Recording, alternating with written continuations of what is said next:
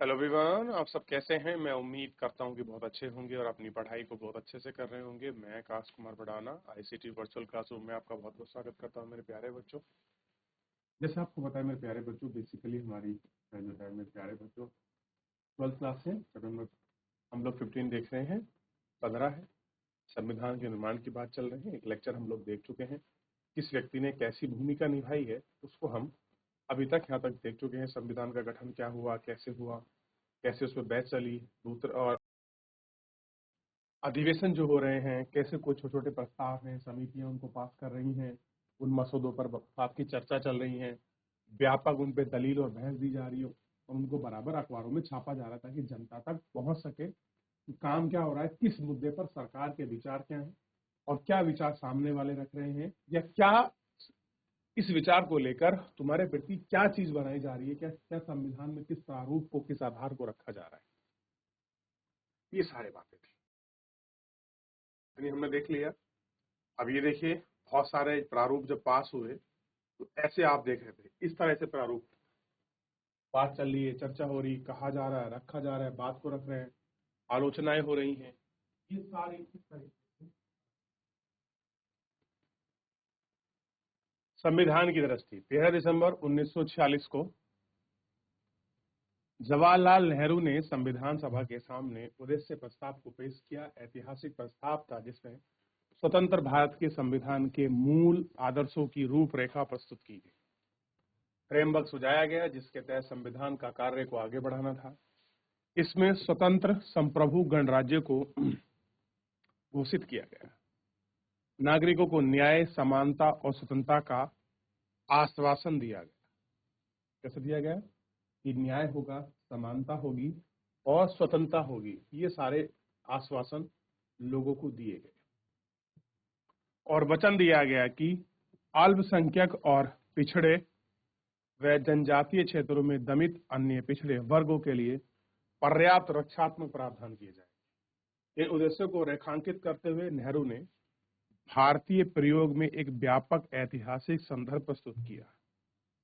इस अवसर पर बोलते हुए उन्होंने कहा कि उनका नजर बरकरार अतीत में हुए ऐतिहासिक प्रयोग और इसमें अधिकारों के ऐसे दस्तावेज को रखा। क्लियर है कि नहीं?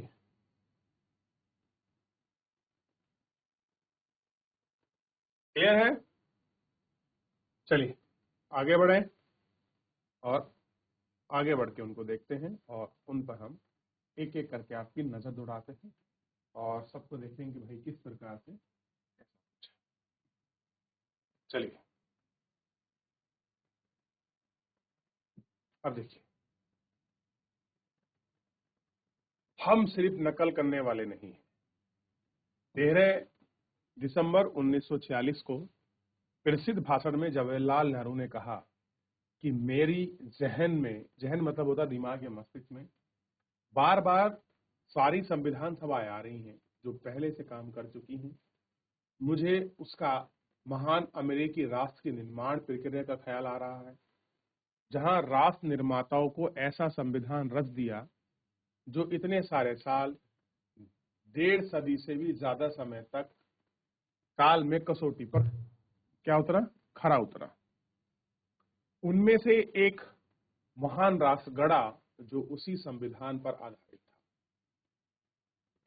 इसके साथ ही मेरी नजर उस महान क्रांति की ओर जाती है जो 150 साल पहले अन्य स्थान पर हुई थी, जो मुझे संविधान सभा का विचार आता है कि स्वतंत्रता के लिए हमारे संघर्ष में लड़ने वाले पेरिस के भव्य एवं खूबसूरत शहरों से जुटी है। संविधान सभा इतनी मुश्किल का सामना कर किया था कि किस तरह राजा और तमाम अन्य अधिकारी उसके रास्ते पर रोड़े बनते। इतिहास में ये सारे अध्याय बरस बरसे और मुझे याद आ रहे हैं कि इस सदन की बात को याद रखेंगे। जब इस तरह की मुश्किलें आईं और जब उन्होंने संविधान सभा के लिए एक कमरा तक नहीं दिया तो उन्होंने टेनिस के खुले मैदान में सभा की और एक शपथ ली कि जिस टेनिस कोर्ट में शपथ का नाम से जाना जाता है, वह राजा और अन्य ताकतों की रुकावटों के बावजूद बैठक जारी रही, तब तक वहां से नहीं हिले जब तक ये अपना काम पूरा ना कर लिया। मुझे विश्वास है कि उसी शुद्ध भावना से इकट्ठा हुए, चाहे हमारी बैठक की रक्षा हो या कहीं, चाहे खेत हो या बाजार हो, हमारी बैठक तब तक जारी रहेगी जब तक हम अपना काम पूरा नहीं कर लेंगे। क्या है? जब तक हम काम पूरा नहीं करेंगे। साथ ही मुझे लगता है कि एक क्रांतिकारी विचार है जिसमें एक नए राष्ट्र, एक नए किस्म के राज्य का, यह रूस की क्रांति थी जिसमें दुनिया के एक शक्तिशाली देश के रूप में सोवियत संघ गणराज्य को जन्म दिया। देश में भूमि निभा रही है ना केवल दुनिया की ताकत देश, बल्कि हमारा पड़ोसी देश। ना तो दुनिया की ताकतवर देश है और ना कि हमारा पड़ोसी देश।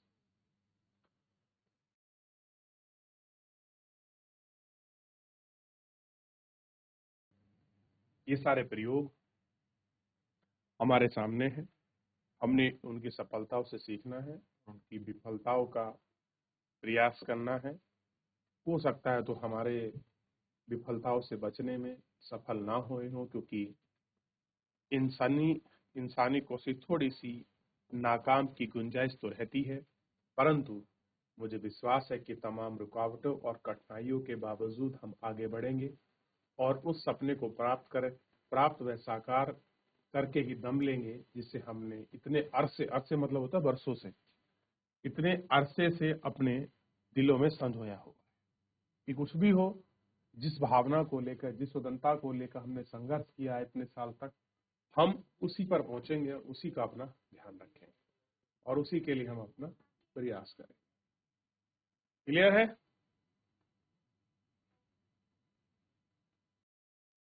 हमने एक स्वतंत्र संप्रभु गणराज्य की स्थापना का दृढ़ और पवित्र संकल्प लिया। भारत की संप्रभुता होना नियत है और इसका स्वतंत्र होना, गणराज्य का होना भी स्वाभाविक है। कुछ मित्रों ने सवाल उठाए हैं कि यह लोकतांत्रिक शब्द क्यों नहीं रखा गया। मैंने कहा है कि निसंदेह यह सोचा जा सकता है कि कोई गणराज्य लोकतांत्रिक ना हो, परंतु पूरा इतिहास इस तथ्य का साक्षी है कि हमारे लोकतांत्रिक संस्थाओं के ही पक्षधर हैं। स्वाभाविक है कि हमारा लक्ष्य लोकतांत्रिक है, लोकतंत्र से और कुछ नहीं। यह लोकतंत्र कैसा होगा, उसकी शकल सूरत कैसी होगी, वह एक अलग मसला है। लोकतंत्र दुनिया के प्रगति में जबरदस्त भूमिका निभाते हैं। उनमें से बहुत सारे यूरोप व अन्य स्थानों पर है और आपका संदेहजनक हो सकता है अगर उन्हें पूरी लोकतंत्र बनाना है तो हम कब उन लोकतंत्र को अपनी शक्ल सूरत थोड़ी सी बदलनी पड़ेगी। मैं आशा करता हूं कि किसी भी कथित लोकतांत्रिक में एक खास लोकतांत्रिक प्रणाली या किसी खास विशेष पर नकल करने वाले, हो सकता है कि उसमें हम बेहतर कुछ रच दें। बहरहाल किसी सूरत में हम यह चाहकर सड़क बनाए कि हम लोगों के में स्वाभाविक रूप से स्वीकृति हो और करनी चाहिए, हम लोकतंत्र के हक में हैं। इस सदन को तय करना है कि इसमें लोकतंत्र पूर्णतः और लोकतंत्र का स्वरूप तैयार होगा। सदन इस बात को देखा सकता है कि इस प्रस्ताव में हमने लोकतांत्रिक शब्द का इस्तेमाल नहीं किया है, क्योंकि हमको लगता है कि यह स्वाभाविक है। गणतंत्र शब्द में ही सबसे पहले निहित होता है, इसलिए आवश्यक और अनुपयोगी शब्द का प्रयोग नहीं करते हैं। हमने शब्दों का उपयोग मात्र कहीं ज्यादा ध्यान दिया है। हमने इस प्रस्ताव में लोकतंत्र में अंतर्वस्तु प्रस्तुत है, बल्कि लोकतंत्र नहीं। आर्थिक लोकतंत्र अंतर्वस्तु प्रस्तुत है, जहां अन्य सदस्यों की इस बात पर आपत्ति कर सकते हैं कि हमने भारत को एक समाजवादी राज्य बनाने का उल्लेख क्यों किया। मेरा केवल इतना सा ही कहना है कि मैं समाजवाद का समर्थक हूं और मुझे आशा है कि एक दिन भारत में समाजवादी के पक्ष में होगा और वह भारत एक समाजवादी राज्य की स्थापना और मार्ग पर चलेगा। मुझे पूरा विश्वास है कि एक दिन पूरा देश इसी मार्ग पर चलना होगा, यानी कि जहां पर लोगों की बात हो, जहां पर समाज की बात हो, जहां पर सब चीजें कैपिटलिस्ट के हाथों में ना हो, ऐसी सकल सूरत की उम्मीद करने वाले लोगों ने समाजवादीगत विचार को रखा है। क्लियर है? चलिए आगे बढ़ रहे हैं और आगे बढ़ के सब देख रहे हैं टेनिस कोर्ट की शपथ। क्या? टेनिस कोर्ट की शपथ। अब संविधान निर्माण की अगर हम बात कर रहे हैं तो नेहरू के जो भाषण स्रोत थे उनमें हमने पढ़ा, कह रहा है कि नेहरू के भाषण स्रोत फर्स्ट की सावधानी से पड़ताल करनी चाहिए। उसमें क्या कहा जा रहा है, नेहरू अतीत प्रेम से क्या पता चलता है, संविधान की दृष्टि को निर्धारित करने वाले विचार के उद्यम के बारे में वह क्या कह रहे हैं। अतीत की ओर जाते हुए अमेरिकी और फ्रांसीसी क्रांति की हवाला देते हुए नेहरू ने भारतीय संविधान को इतिहास को मुक्ति और स्वतंत्रता के एक लंबे ऐतिहासिक संघर्ष को सिद्ध कर रहे हैं। वह भारत संघर्ष के ऐतिहासिक महत्व को अतीत की क्रांतिकारी क्षणों के समकक्ष बता रहे हैं।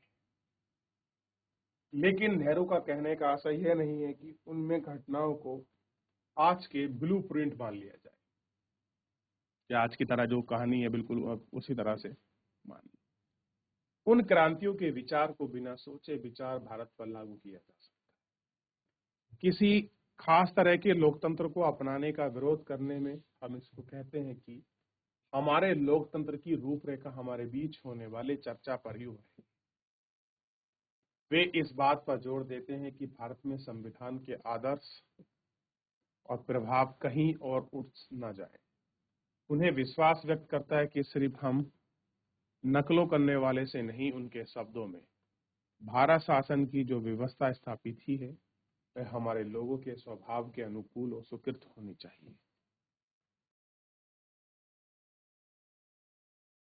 वह उपलब्धियों और विफलताओं को सबक लेना जरूरी है, लेकिन हमें याद रखना चाहिए कि पश्चिमी समाजों ने अन्य स्थानों पर हुए प्रयोग से बहुत कुछ सीखना पड़ता है। लोकतंत्र अपनी अवधारणा बदलनी पड़ी। भारतीय संविधान का उद्देश्य यह होगा कि लोकतंत्र के उदारवादी विचारों, आर्थिक न्याय के सामाजिक विचार एक दूसरे से समावेश किया है। भारतीय संविधान में इन विचारों की रचनात्मक व्याख्या की जाए। नेहरू इस बात पर भी जोर देते हैं कि भारत के लिए क्या उचित है और इसके बारे में रचनाकार किस ढंग से सोचना चाहते हैं। कैसे हैं कि रचनाकार जो है इस बारे में किस तरीके से सोच रहे हैं, क्या उनकी सोच है, कैसे वो रख रहे हैं, इन सबको हमने एक एक करके देखने की और बात करने की जरूरत हमने देखी और महसूस की कि किस तरह का नेहरू आपका ब्लूप्रिंट चाह रहे हैं, कैसे उनके मन में मनसा थी कि कैसे हम ऐतिहासिक पहलू और क्रांति के जुड़ी घटनाओं से हम सोच विचार करके हम लोकतंत्र में उन चीजों को अपनाएं जो विरोध ना हो, क्या हमारी रूपरेखा उभरे, शासन व्यवस्था किस प्रकार की हो, ये सारी चीजों को रखा है।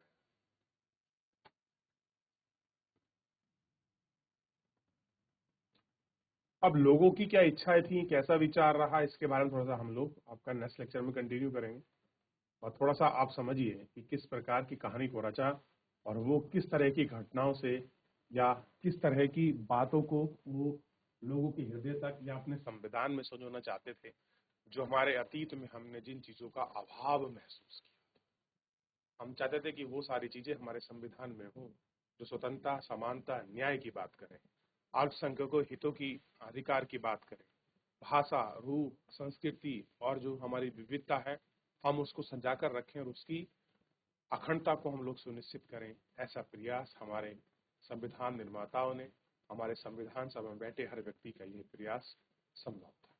चलिए तो मेरे प्यारे बच्चों, इतना हमने पढ़ने का और जानने का प्रयास किया। फिलहाल जो है आज के इस लेक्चर में इतना ही, मिलेंगे नेक्स्ट लेक्चर में। तब तक अपना ध्यान रखिए, स्वस्थ रहिए, अपनी पढ़ाई को अच्छे से करते रहिए। मुझसे जुड़ने के लिए